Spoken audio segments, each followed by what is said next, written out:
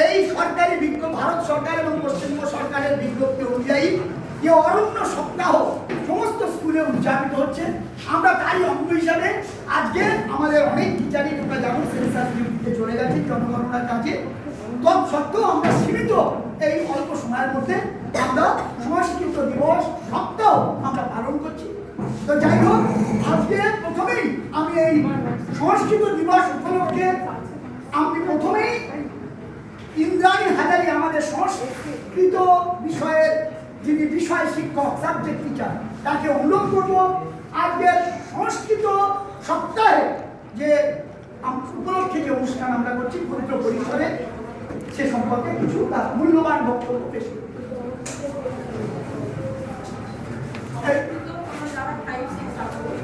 আজকে যে সংস্কৃত দিবস তাদের পালন করা হবে, 5-6 যারা আছে তাদের এখন কোনো পড়েনি, তবে প্রত্যেকে হয়তো গানে শোনা আছে, গানে শোনা সরস্বতী পুজো হয় ছোটবেলা থেকে এখন যখন হয়েছে সেই সময় তোমরা যাও স্কুলে যাও বা বাড়িতে হয় ওই যে মন্ত্র উচ্চারণ করা হয়, ওই মন্ত্রগুলো দিয়ে সংস্কৃত ভাষায় মন্ত্র উচ্চারণ করা হয়। আর এই সংস্কৃত ভাষায় যে মন্ত্র উচ্চারণ করা হয় এটাকে বলা হয়েছে দেব ভাষা। এই দেব ভাষাতে মন্ত্রপাঠ করে স্তব করা হয়, স্তুতি করা হয়, মন্ত্রপাঠ করে পুজো অর্চনা করা হয়। তোমাদের 5-6 যারা আছো তাদের নেই, করবে না, ক্লাস 7 থেকে সংস্কৃত সঙ্গে তোমাদের হয়ে যায়। আর সেখানে যারা আছো প্রথমে তারা দেবনাগরী অক্ষরটা তোমরা লিখতে শেখো, তারপরে ধীরে ধীরে মোটামুটি বড় হয়ে গেছে, 1 মাসের মধ্যে হয়ে যায়, এবং হয়ে যাওয়ার পরে তোমরা বেশ ভালোই সবাই তৈরি হয়ে যায়। অনেক খুব সুন্দর করে শ্লোকগুলো পাঠ্য বইতে যে সমস্ত শ্লোক আছে খুব ভালো করে শ্লোকগুলো তৈরি করো তোমরা। এবং এই সংস্কৃত যদি পরে যদি 9-10-এ থাকছে, 9-10 আসে, এবার আছে ক্লাস 11-12, সেখানে তারা যারা ভালোবাসো হয়তো সেখানে নেয়, খুব বেশি 11-12 নিতে চায় না। তো এবারে ক্লাস 8টা রয়েছে, এইভাবে তোমরা একটুখানি যদি সংস্কৃত নিয়ে আমাদের যদি চর্চা করি, হ্যাঁ, পরে যদি পড়া যায় বা দিয়ে যাদের ভালো লাগে তারা যদি পরবর্তীতে চর্চা করে ভালো হয়, যাকে সেটুকু এখন পর্যন্ত যার যার ভালো লাগার উপরে নির্ভর করছে, যেটা আছে সেটা নিয়ে চর্চা করো। আর আজকে যেটা বলবো, যার যেটা মুখস্থ আছে, করেছো তো সবাই মুখস্থ করেছো, বড় বড় শ্লোক আছে সেগুলোও করেছো অনেকে, হ্যাঁ, 7-8 যারা রয়েছে, যে যেটা পারবে সেটা ঠিক আছে। হ্যাঁ,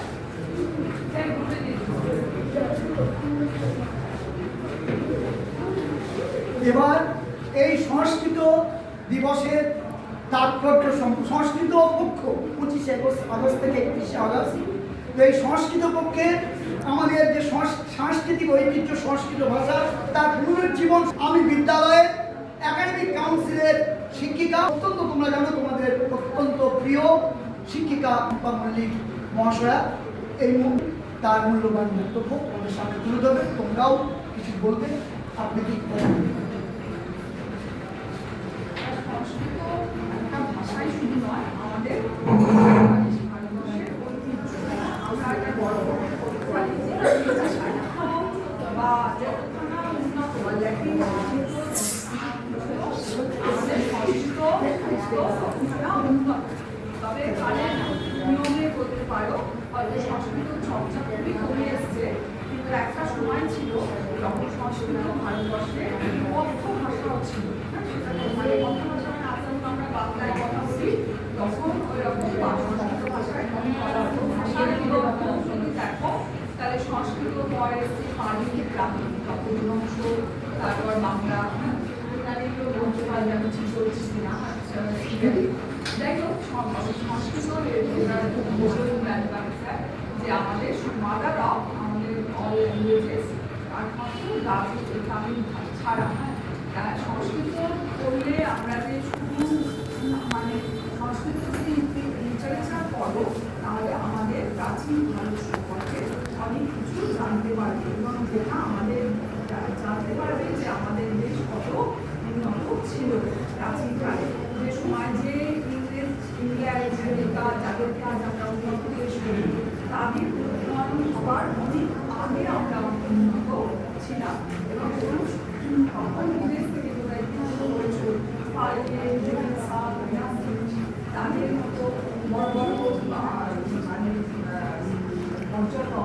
এসছেন আমাদের দেশে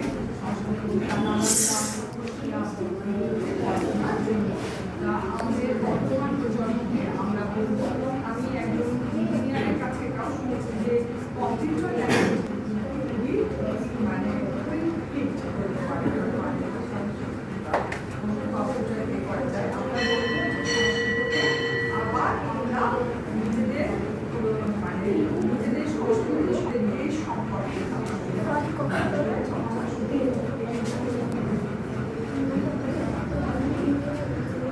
এবারে আমি আমাদের বিদ্যালয়ের শিক্ষিকা শ্রীমতী শম্পা দেবনাথ মহাশয়াকে অনুরোধ করছি, তিনি এই সংস্কৃত দিবসে কিছু তাৎপর্য এবং তার অভিজ্ঞতা বা কি করে আমাদের কৃষ্টিকে এগিয়ে নিয়ে যায়। আমি এত কিছু বলতে পারবো না, চারটে শ্লোক সংস্কৃত দিবসে 4টি সংস্কৃত শ্লোক তিনি শোনাচ্ছেন, এর চাইতে ভালো আর কিছু হতে পারে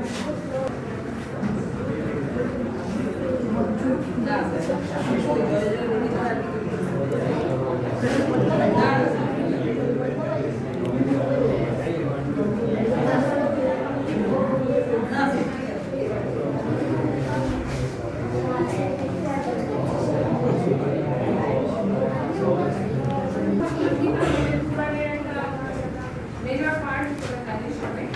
তো সেখান থেকে আমি তার 12 নম্বর চ্যাপ্টার, যে চ্যাপ্টারের নাম হচ্ছে ভক্তিযোগ। তো আমি সেখান থেকে 4টে শ্লোক পড়ছি। একটু তার কনটেক্সটটা বলে দিই, মানে এই দিকটার মধ্যে একটু তার পরিপ্রেক্ষিতটা বলে নিই। তো জানিস যে মহাভারতের যুদ্ধ কুরুক্ষেত্রে, তার আগে অর্জুন বলছেন আমি যুদ্ধ করব। তো কৃষ্ণ তাকে বোঝাচ্ছেন যে তুমি কেন যুদ্ধ করবে না। তো অর্জুন বলছেন যে যাদের সাথে আমি যুদ্ধ করবো, মানে আমার বিপরীত পক্ষে যারা রয়েছে তারাও আমার ভাই, তারাও আমার বন্ধু, আর আমার পক্ষে যারা রয়েছে তারাও আমার বন্ধু, তারাও আমার ভাই। তো আমি যদি এই যুদ্ধটা করি তাহলে আমি জিতলেও আমি লাভবান হব না, আর হারলে তো লাভবান হবই না। যদি আমি জিতিও তাকেও আমি কিন্তু লাভবান হব। তখন কৃষ্ণ তাকে বোঝানোর চেষ্টা করছেন যে যুদ্ধ তুমি কেন করবে, যুদ্ধ করলে তোমার কি হবে, তুমি কাজ করে যাও, ফলের আশা করো। ঠিক আছে, তো এটা আমরা সবাই জানি। তো সেখান থেকে আমি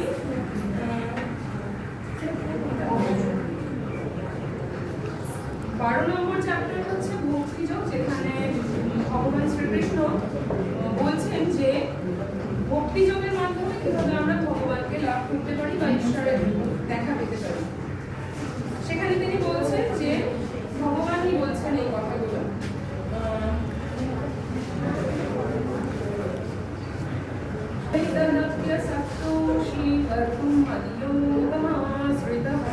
सर्वकर्मफलत्यागं ततः कुर्यात्मवान् श्रेयो हि ज्ञानमभ्यासात् ज्ञानाध्यानौ विशिष्यते ध्यानात् कर्मफलत्यागं ततदात्मवान् श्रेयो हि ज्ञानाध्यानौ विशिष्यते ध्यानात् कर्मफलत्यागस्त्यागच्छान्तिरनन्तरम् अद्वेष्टा सर्वभूतानां मैत्रः करुण एव च निर्ममो निरहङ्कारः समदुःखसुखक्षमी सन्तुष्टः सततं योगी यतात्मा दृढनिश्चयः मय्यर्पितमनो बुद्धिर्यो मद्भक्तः स मे प्रियः।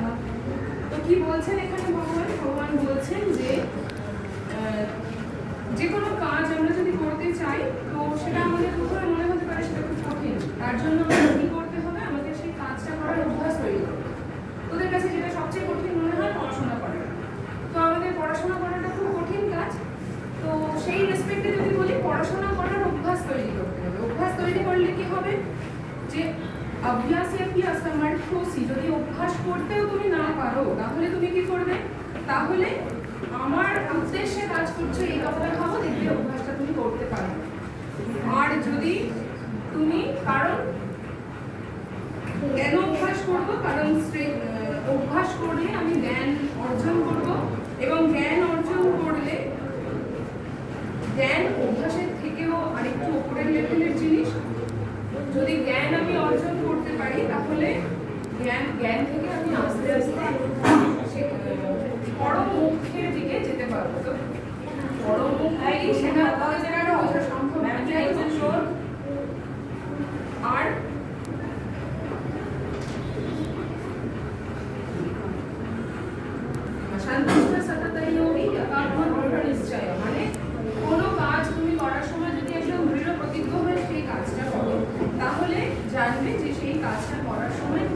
যা যা করছে সব কিছুর ভার আমি নিয়েছি, অর্থাৎ ভগবান স্বয়ং দিয়েছেন। এটাই সে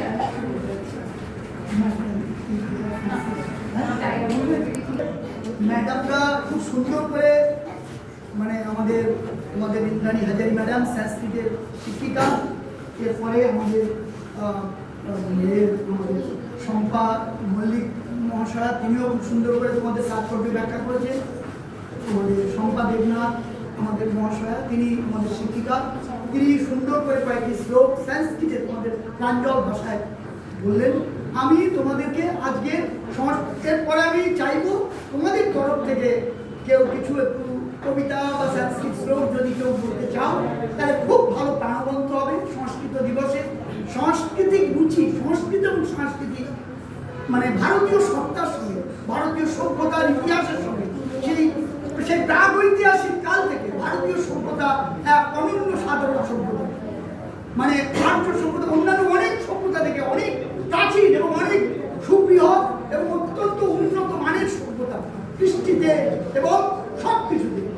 তোমাদের আগেই বলেছি এই সংস্কৃত ভাষা মানে শুধু দাক্ষিণাত্যে তামিল, তেলেগু, কানাড়া এইসব ভাষা ছাড়া এই যে ভাষাগুলো হিন্দি, অসমিয়া, উড়িয়া, উর্দু ইত্যাদি যে ভাষাগুলো বিভিন্ন ভাষা, সেই তার মূল ভাষা কিন্তু সংস্কৃত ভাষা থেকেই তার উদ্ভব হয়েছে।